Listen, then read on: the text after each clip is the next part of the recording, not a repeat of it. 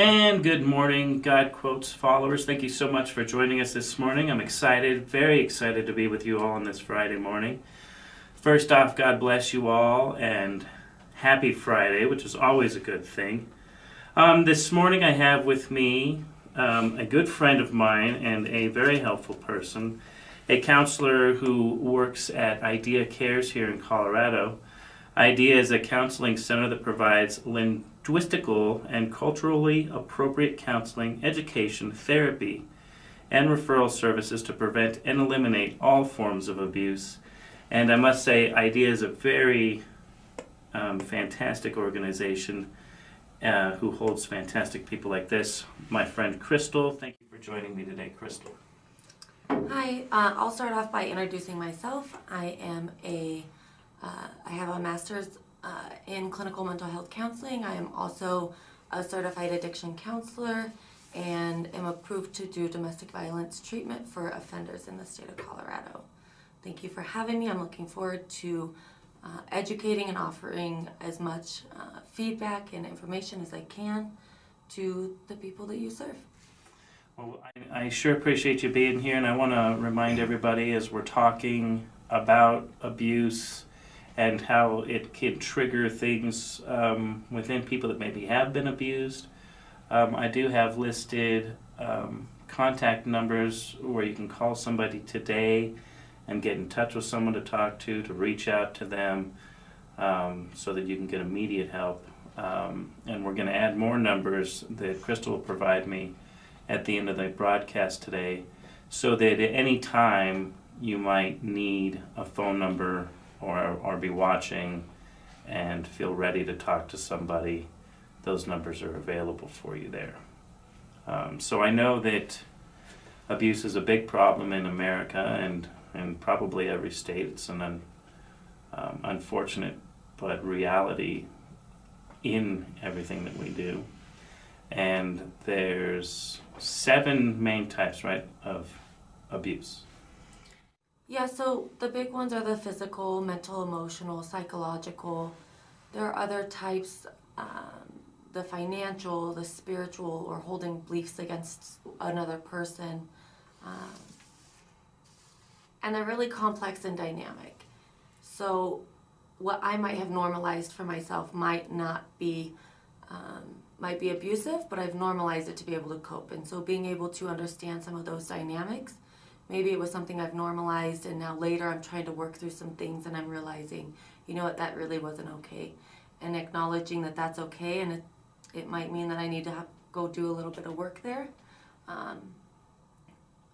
But they come in all culture, shapes, sizes, and it really varies on perspective. And I just can't imagine. I mean, I can imagine, but I can't imagine how hard it is to decide to step forward, to say something to somebody, to call the police, to tell a friend, to get out of a situation where you're physically abused or mentally abused, which are such different things. I mean, physical abuse falls under, obviously, the one that we all know the most about, hitting and choking or punching a person, actual physical harm to them. when I want to expand even our definition of physical abuse to things like breaking things in front of you, to slamming the doors, to maybe holes in the wall, anything where I'm using my physical self to intimidate or cause fear in somebody else. So I would even go, which also plays into that mental and emotional, because when we get to that length to where I'm gonna physically hurt myself or someone else or something else, I think it really says the severity of the situation and the escalation. Right. So people who are being physically abused, is there any,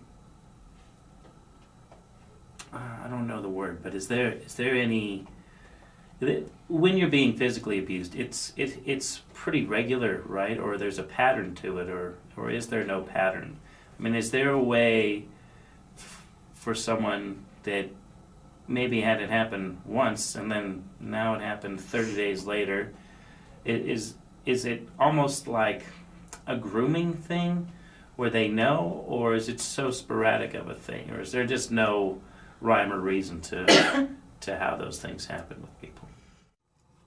So it depends. That's a big question. I think that the research says that there's usually some sort of pattern.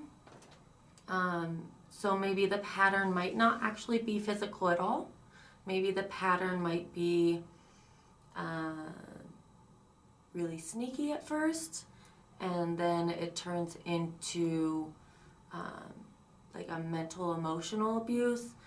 And usually the types of abuse do tend to escalate, and there is a cycle of abuse. And so understanding that, especially in relationships, right, that honeymoon stage when everything is amazing, and then really we're just building tension because no one's really setting boundaries in the relationship, where I'm kind of willing to look over some things that might be really important to me because I care about you or I enjoy spending time with you. And then there's like the break, the explosion.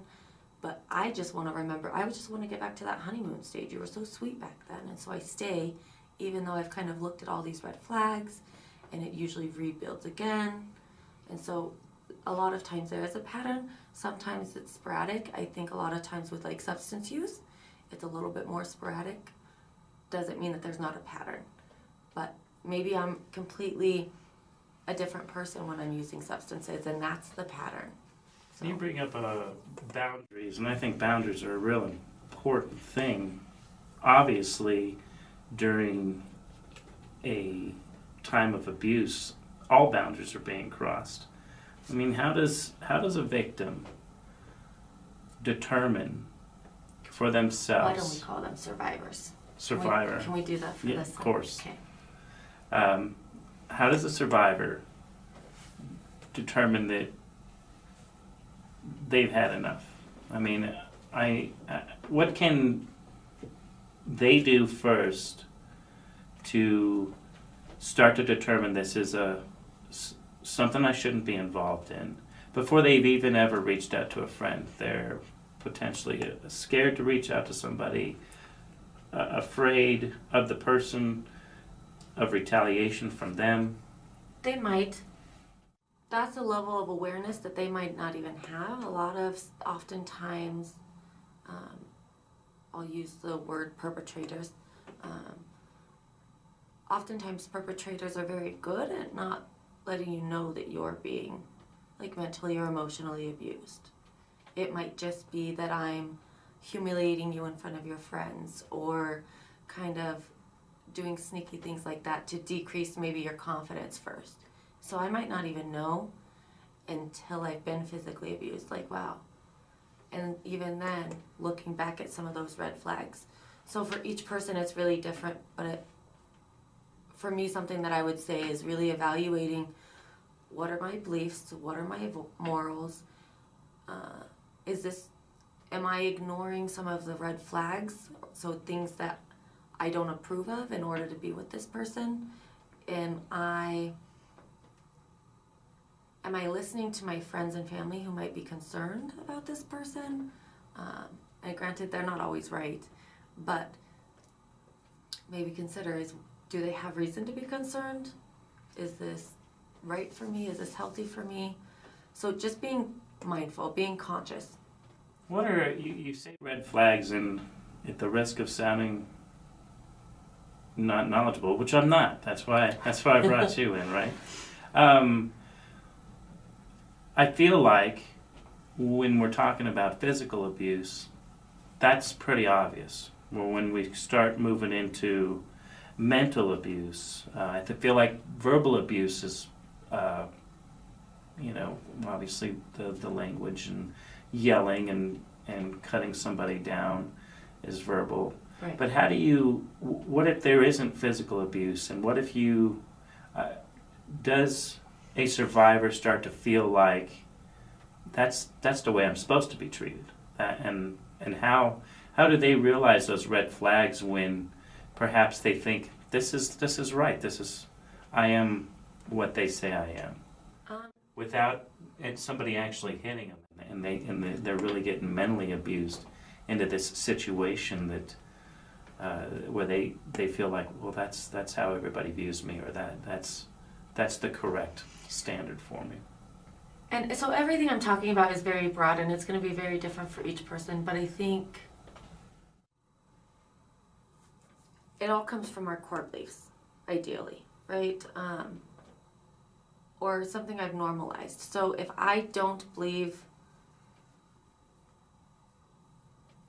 so let me back up. So for each person, it's going to be different. Sometimes it's that I believe I'm not important enough, or I believe that this is what I deserve. Sometimes it's that this is what I've seen growing up, so I think that this is how relationships are. Sometimes it could be that the verbal mental abuse has impacted my self-worth and my esteem so much that at some point I take this on as my truth. So I think it's going to vary from person to person, but again, it's going to be that introspect, that self-awareness, saying, you know, is this really what I am? Is this really what I deserve? Is this in line with where I want my life to be? Does this lifestyle match my morals and values? Boundaries and setting them and maintaining them and allowing them to be really says that I'm important enough to not allow you to treat me that way. One of my favorite sayings is that we teach people how to treat us. And what I mean by that is if you spit on me every day, you're never going to know that bothers me until I say something. And sometimes then when I say, hey, don't spit on me, you're going to be like, what the heck? I've been doing this the whole time we've known each other. Why now?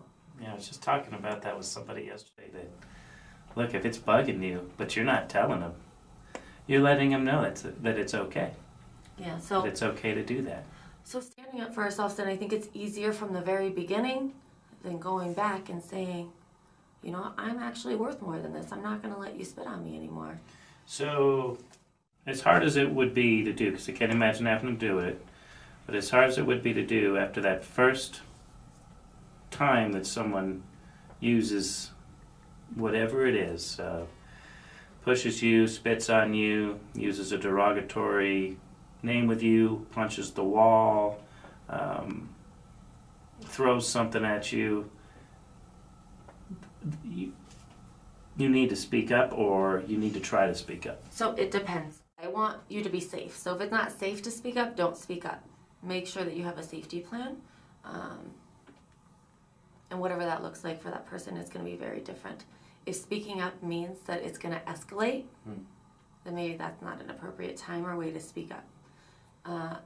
Ideally, in the beginning of a relationship or even a friendship, I'm going to be talking to you about, hey, you know, I made coffee plans with you and you didn't come, and it was a little frustrating because I made time out of my day when I could have been at work. So from the very beginning, I'm kind of guiding what I'm okay with and what I'm not. So I think that it's guided by fear sometimes too. I don't want conflict, so I don't want to say anything. So finding that balance of having a little bit of discomfort in the beginning really does prevent that conflict later a lot of the times. The number one rule is stay safe, but how can I set my boundaries even if it's in a small way?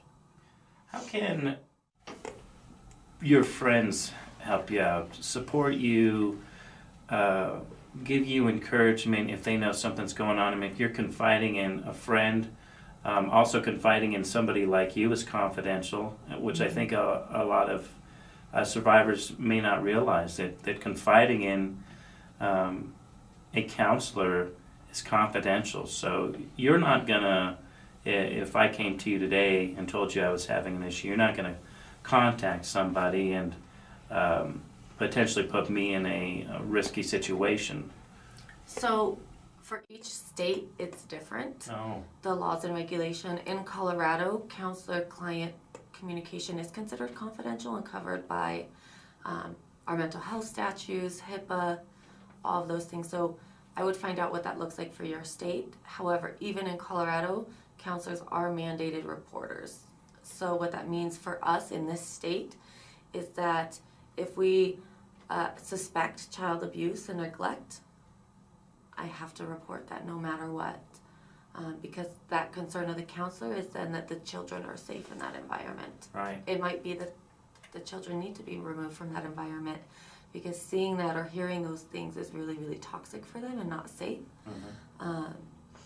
Things like elderly abuse or at-risk adults. So differently abled at-risk adults, if they're in the home when that's happening or if it's towards an at-risk adult, I'm going to report that as well. Also, if there's any suicidal, homicidal threats or ideation, because again, the counselor's concern is safety, whether it's yours or someone else's, we will violate the confidentiality for that. However, if you come and say this is I'm being abused or I'm being the abuser and there's no concern for child safety and it's not violating any of those mandatory requirements, then it would be confidential. And I feel obligated to say it's important. People can change. People can recover. You see a lot of people on both sides of the fence. Do you see a lot of repeat offenders? Do you see a lot of people that do move on and become better people? Do you feel like there's more work to be done? I'm sure there always is more work to be done. I think that I would really like a lot more preventative stuff to be done. I don't think that there's a lot of preventative stuff. Like, well, you know, I have so many people say, wow, Crystal, if I would have learned about boundaries when I was in middle school, starting my intimate relationships, starting my friendships, I probably would have not been here. But I think the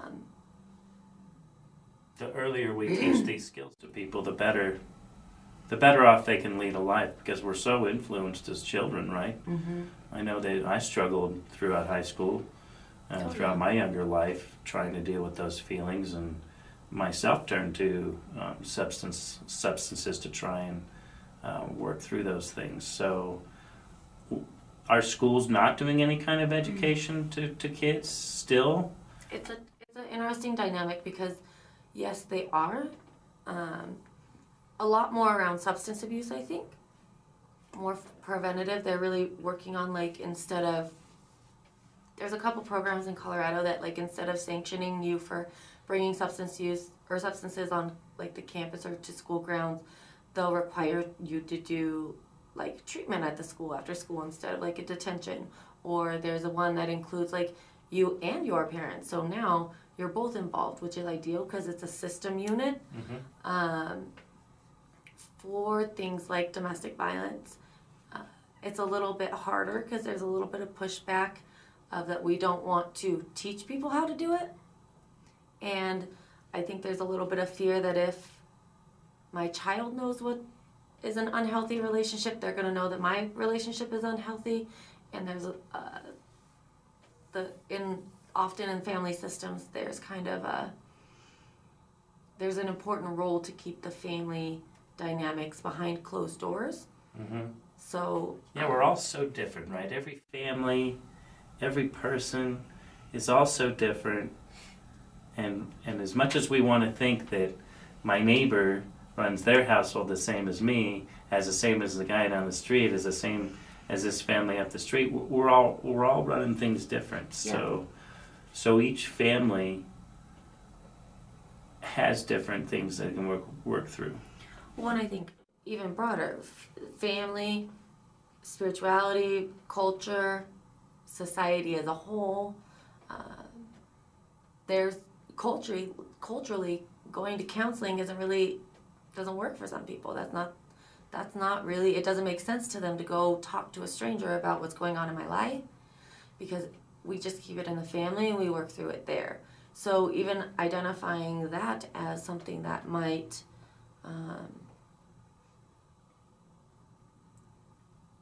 be a barrier to people reaching out. If this is part of my culture, is that we just keep that stuff at home, I want to be true to my culture, even though I might know that it's not the right way. Right. And so finding that balance of how can, and even as a clinician, it's hard. How can I be culturally diverse and competent and respect that, and teach some skills that were, okay, if that's my culture and my belief, how can I do that in an appropriate way that doesn't kind of dismiss or shame my culture?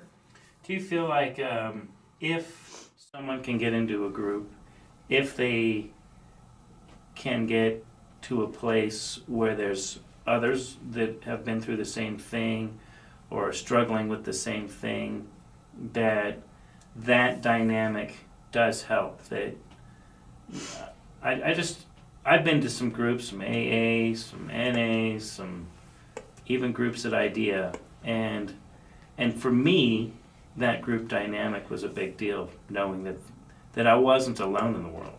You know, that there was others out there that were struggling, others that needed help, others that had the same thoughts and feelings that I did. So we call it in counseling like this uniqueness factor that really can be crippling in individuals, right? Like, I'm the only one experiencing this. This is just me. And so, yes, groups can help with getting over the uniqueness factor of saying, you know what? This isn't just in my house. This isn't just something that I'm dealing with. I'm not the only one with aches and pains or bad experiences that I'm carrying with me. And I think that that's really important in getting out of our own head, so to speak, to say, you know what? I can be part of a community who is working on the same things, who understands the perspective or the lens in which I'm seeing my world, and grow from that. I think that that's awesome. It's super scary to make that first step. To make that first step towards saying, I don't like being treated this way. I don't like living my life this way. I don't deserve this. It takes support from your friends to say, you don't deserve this. You shouldn't be living this way. It's that first step is the scariest step for people to make. Am I right or wrong there? It's got to be the scariest step to make, to say enough. I need to change the way I'm being treated. And I just want to encourage people as much as possible to know that no one deserves to be treated in any kind of abusive manner. That nobody deserves that. And I believe that society still kind of says that it's okay, right? Certain things are okay. Financial abuse being one of them, where, well, he handles the money, he takes care of all this, I'm not allowed to spend, I'm not allowed to do things that way. So I see it on TV a lot too, these shows where it's like, my goodness, what? I don't even know if I want my kids watching these things, because it's just teaching them to not have boundaries, to not speak up, to be living in a world that is. And maybe it's just because I watch too much news too, Crystal. I watch way too much news. I don't watch any news. You shouldn't, because it's always bad, right? And there's always bad people doing stuff out there. But that first step, making that first step to saying I need help, saying I want help. I think it goes even before that. I think the first step is being honest with yourself and the others around you. Because I can't even acknowledge that I need help for something if I'm not willing to look at it. If I'm okay with the way that things are, and this is an interesting dynamic, if I'm okay with the way that things are, then I don't need help. But on one hand, I don't need help. As humans, we like things that are predictable. And you've probably heard me say this before. We like things that are predictable, so it might not be the healthiest, but it's what I know. I know how to keep myself safe in this situation.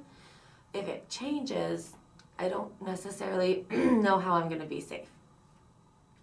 And so if I don't see anything wrong with that, and that's where we get into this challenge with maybe our friends and family, is that you might be living a lifestyle that I don't agree with. And there might be abuse. And there might be mental abuse. But if that's your choice, that's your choice. The only time that I would ask for someone to really evaluate that situation is if there is children present in the home with the substance abuse or mental abuse, because the chances are they're seeing it, they're hearing it, or they're getting abused themselves. So respecting that autonomy, even if I don't agree with it, if you don't think that there's anything wrong with it. So if you have a friend that is seemingly happy, and on the outside you think, well, no way she can be happy, respect that boundary that she's saying, I'm okay, until you know that there might be something extremely wrong, the potential of her being physically harmed, killed. I would keep the conversation like, hey, I understand that this is your relationship. I just want you to know that I love you and I care for you, and I'm still concerned. That's appropriate. Keep the dialogue open so that you know how they're doing. Yeah. And let them know that you care. Let them know that you're on their team. Yeah. Let them know that you can call me when you need somebody to talk to. This is a no judgment zone, which I think is important too, right? We can't be judging somebody in that situation because we don't know what it is. Well, and even moving from the survivor, to the perpetrator, sometimes there's that negative stigma of the perpetrator, the one who's offending or doing the certain behaviors or name calling, but very similar to the survivor is that maybe that's the only way that they know. And so trying to develop empathy in that way, being non-judgmental that way, right? Maybe they have a lot of hurt and this is just how they deal with it. They have a lot of hurts and pains and stuff in their history that really they just really need to work on that. And so it's really important, I think, as a dynamic of kind of watering your own grass and don't worry about the other person's grass, but still having understanding of that. I like that. Water your own grass. Yeah. Don't go and try and water somebody else's. Yeah, and I think it happens a lot, even in friendships, right? I care about you, so I'm going to maybe disregard some of my needs and wants, so I'm going to go take care of you. But really, even in a friendship, you're you and I'm me, and the only person I can take care of is me. Right. And similar in a relationship. You might have your own stuff on your lawn that you need to work on, and I might have my own stuff. It doesn't mean we can't work on our relationship stuff together at some point, but sometimes it's really good to, you work on your stuff, I'm going to work on my stuff, and then we come together. And sometimes you may look over at my yard, and it might look like I'm having a garage sale, and yours is all pristine and groomed up very nicely. I definitely can see that. And it's a hard thing to do as a friend or as a family member to, I don't want to say turn a blind eye, but to accept the fact that this is how they're living their life. I'm talking to them about it. We have open dialogue with each other. I'm not being judgmental with them. I'm letting them know I'm there to help. I'm letting them know I care about them. I'm letting them know that whatever they need, I'm there. You can call me any time of the day. And it's important if we say those type of things Out loud. Out loud to people. Right. Yeah. Oh, yeah, out loud saying it, definitely. Because that we pick up the phone, that we be available to them when they need help. Because sometimes I think that we also expect, well, you should know I was going to be there for you if you needed anything. And I'm like, well, I didn't feel that way because you just told me that, and maybe you didn't use the exact words, but I felt shamed when you were talking to me about the way I was living my life. So why would I think that you were going to be there to support me? And so using those words explicitly instead of setting that, well, you should have known, I'm your friend or your dad or your mom, really saying those words out loud Right. And I don't want to tackle this one today because I'm definitely going to have Crystal back on again. But using I statements too, and not saying things that are directed at you specifically. You did this. You should have known. I'm here for you. I want to help. I want to pick up the phone. I love you. I care about your well-being. Yeah. I don't agree with what you're doing, which is a completely fine statement, right? I don't agree means it doesn't match my morals and values and beliefs, which is okay. It's okay. But when I say, I can't believe you're doing this, how could you do this? The ego self wants to say, hey, put up little defenders. And then each person has their own kind of way of defending. Right. So I statements are really moving from focusing on the external to really how do I think and feel about this situation. Because guess what? Other people don't have to like how I think and feel. But if I'm saying, hey, I feel this way, I think this is a bad idea, I don't agree, but I love you anyway, that is completely different. Then you should know better. I don't know why you're living this way. You should have seen the red flags. How could you not see? Right. And I think so often we go there, right? Mm-hmm. We believe that we're right. We believe that we see everything as black and white, and we're not really looking at the picture the right way and saying, you know, I have no idea how that is for you, right? I have no idea what that looks like for you. I just want you to know that I'm here to listen, to be a friend, to help you out, to be a non-judgmental place where you can feel safe, right? So, to wrap it up in conclusion, what is your advice to someone today that might be struggling, that might need help, that is at that point where they want to pick up the phone, they want to get into a place to talk to somebody, but they're just not doing it. They're there. They're not feeling forced by anybody. They're encouraged to do it. They're ready, but they're sitting in the car and they're not starting that car yet. What is your advice? What can they do? What would you say to your friend in that situation today that would get them into a safe place where they can get some help? So I think the biggest thing is getting your resources together, getting your support together, whatever that looks like, whether it's the supports.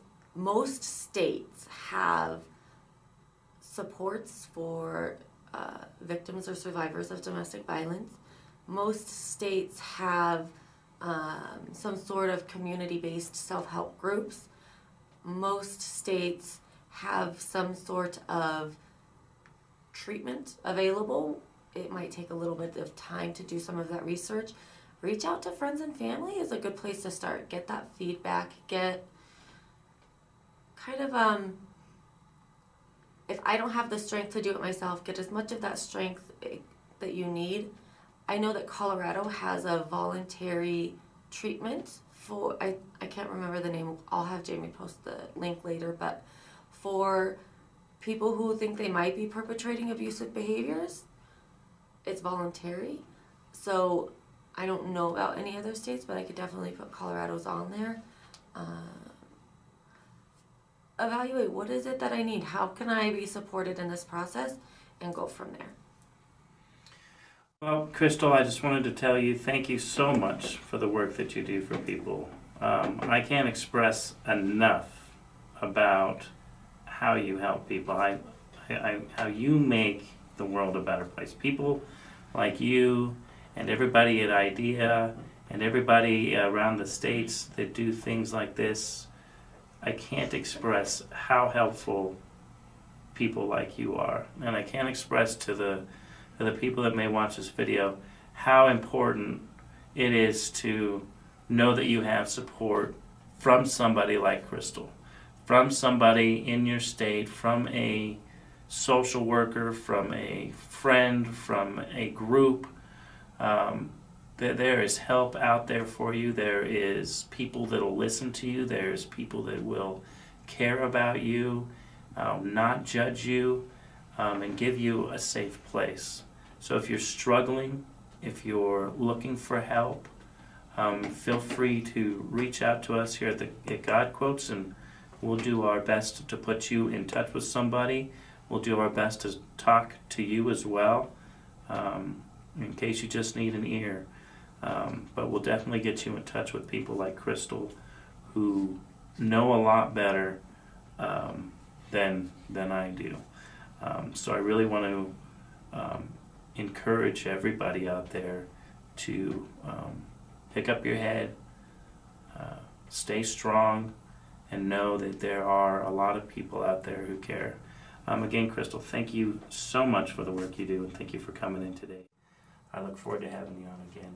Thank you very much. And again, if you feel like you're in crisis, utilize any like crisis hotlines or emergency numbers that you need, because talking about abuse can be very triggering. So I just want to emphasize that again, that this is not meant to be counseling, but really getting us a better understanding. So if you are feeling a certain type of way, to reach out to like a mental health professional, a crisis hotline, whatever you need in the moment. Fantastic people like Crystal. Thank you everyone for watching. As always, don't forget to hit that like button and that subscribe button. Here on God Quotes, we're going to continue to do programming where we're speaking the truth, where we're speaking honestly, where we're not being judgmental about everybody.